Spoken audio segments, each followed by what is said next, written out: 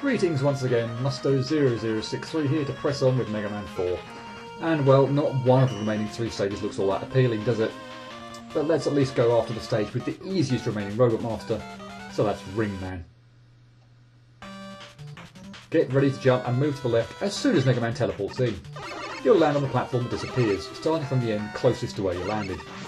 Then take out the Wall Blaster safely from a distance. Now sorry, I was rather paranoid on the screen, so lots of hiding out on ladders. You will obviously have seen by now that the Wall Blasters can fire at different angles, so you need to be on the lookout for safe spots, but it's not like they have 360-degree coverage or anything. The far less threatening enemy type during this climbing segment are the Ring Rings. They are very slow moving and they die in one hit, so you shouldn't really even need to worry about these. Now this screen can be a little tight to get through, and you don't want to do that.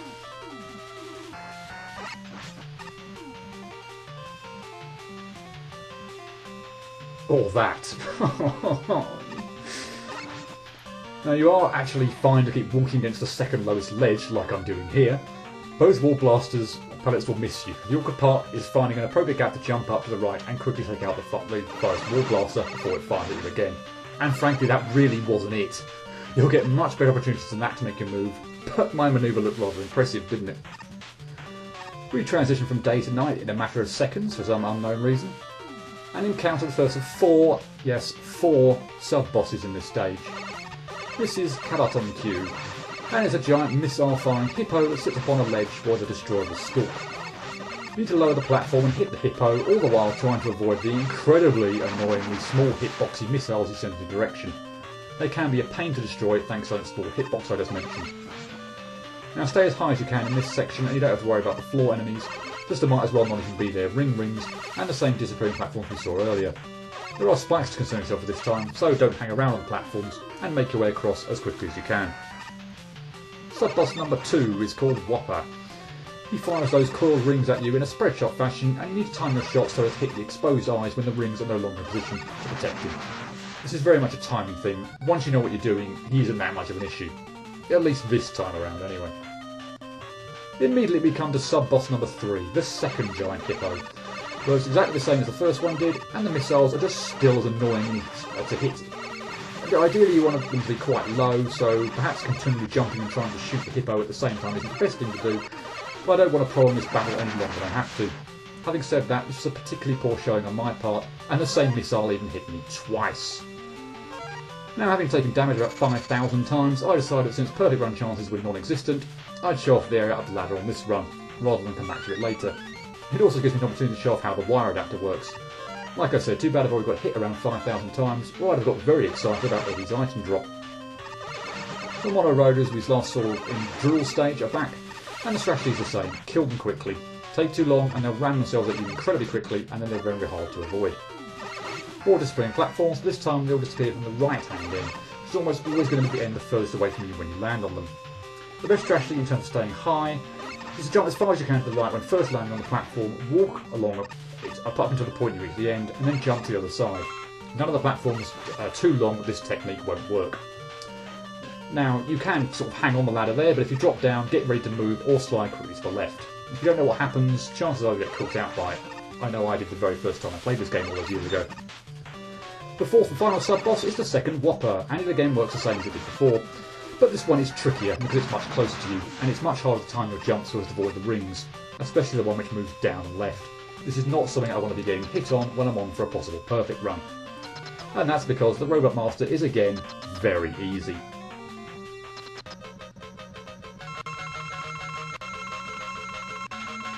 But of course, such an awful stage demonstration couldn't end there. Oh no, I have to go and get hit to Ring Man.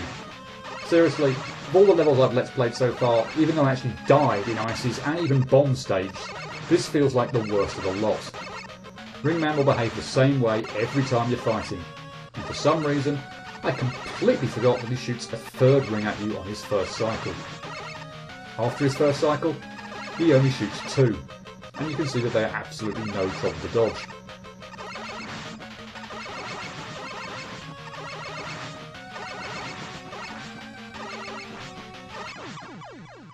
One of my worst stage demonstrations to date.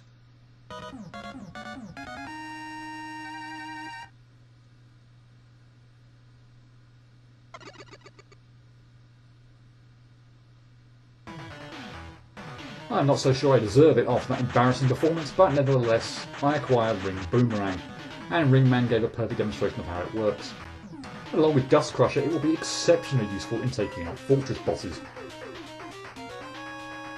That was painful, and I wouldn't be surprised if anyone thought I couldn't actually perfect run the stage. I'd be thinking the same thing too.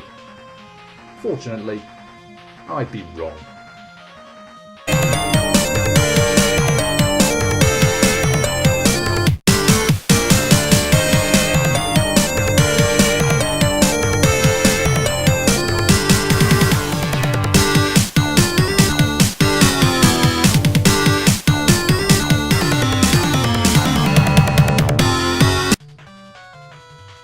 So ordinarily this is when I'd shut up and only chime in when I experience some problems. You're going to be listening to me quite a bit. The first trouble spot was the fourth screen, which was the only bothersome part of the climbing set of screens. This time I move upwards when the gap just wasn't there, being the principal cause of the screw up. We're coming to the screen now, just about now. I alluded to the correct time to make your move, and during this run I demonstrate certainly a more appropriate time than I did during the Let's Play. But that being said, I still pulled the jump off previously, so it's not like it's your only opportunity.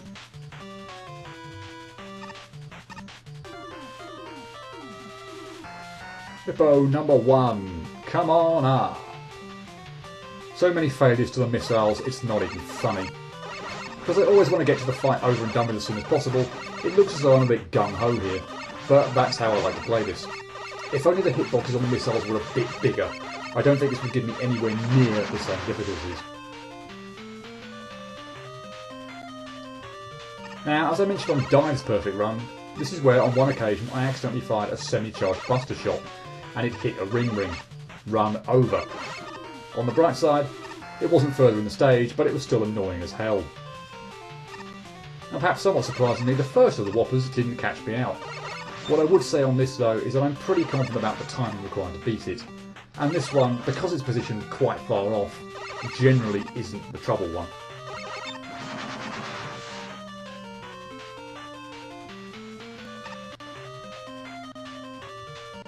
Hippo number 2, come on up! Yeah, not much really extra to add. It's exactly the same as the first Hippo, and it was still my missed shots on the missiles that were ending all my runs. A couple of especially annoying outtakes thanks to my not shooting the mono rollers quickly enough and ramming straight into me.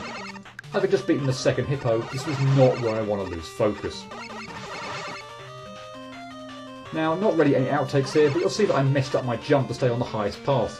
This means I now need to take a slightly more fraught path with rings a little more in my way. And when you miss them, things get even more frantic. Thankfully, I was able to keep my cool and get by unscathed.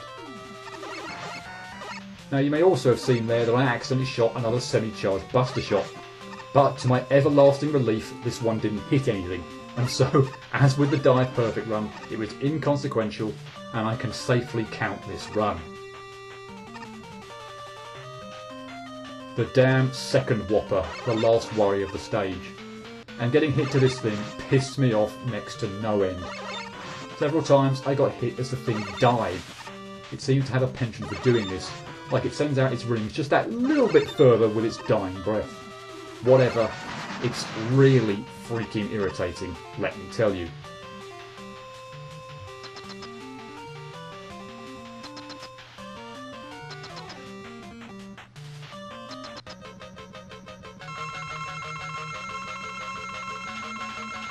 I'm delighted to report no outtakes on Ringman, so as I didn't talk about dodging strategies etc. the first time, I'll do that now.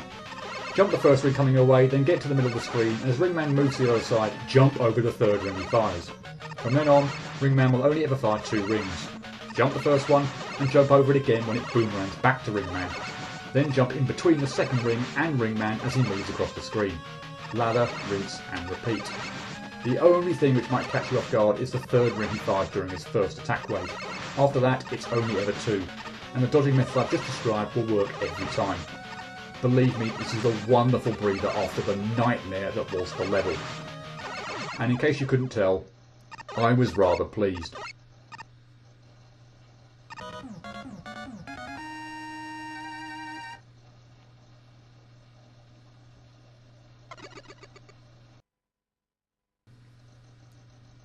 A significant step up in difficulty from the previous 5 stages, no doubt whatsoever. But it wouldn't be a challenge if the game was easy throughout, would it? Ringman stage took 1 hour and 25 minutes to perfect run, only just marginally less time than the total amount I spent perfect running the first 5 stages. Substantially more outtakes, more than double on any of the previous 5 stages. 33 in all, although once again for the 6th time out of 6, none on the Robot Master. If I'm going to dwell on problem spots, then I'll probably end up talking about much of the level. There's one Wall Blaster screen in the climbing section at the start of the stage that caused me more than its fair share of problems. The giant hippos, or more accurately their missiles, gave me the most trouble, no question, and are my most hated thing about this stage. The mono rotors, although if you shoot quickly enough, shouldn't give you much hassle, did to me on more occasions than I'd like, and the second whopper is enough to make me want to tear my hair out if I ever get hit to it, and it has a delightful habit of doing so just as I kill it. That covered most of the stage, doesn't it? Ringman is a breather if you get through that gauntlet unscathed. He's one of those Robot Masters with a completely predictable pattern, and once you know it, or don't stupidly forget it, he's dead easy. Oh, this stage was more than enough to wipe that smile off my face. No end of frustration here, mainly on the hippos or that damn second whopper when it hit me, knowing full well that I had got through that, I was pretty much home clear.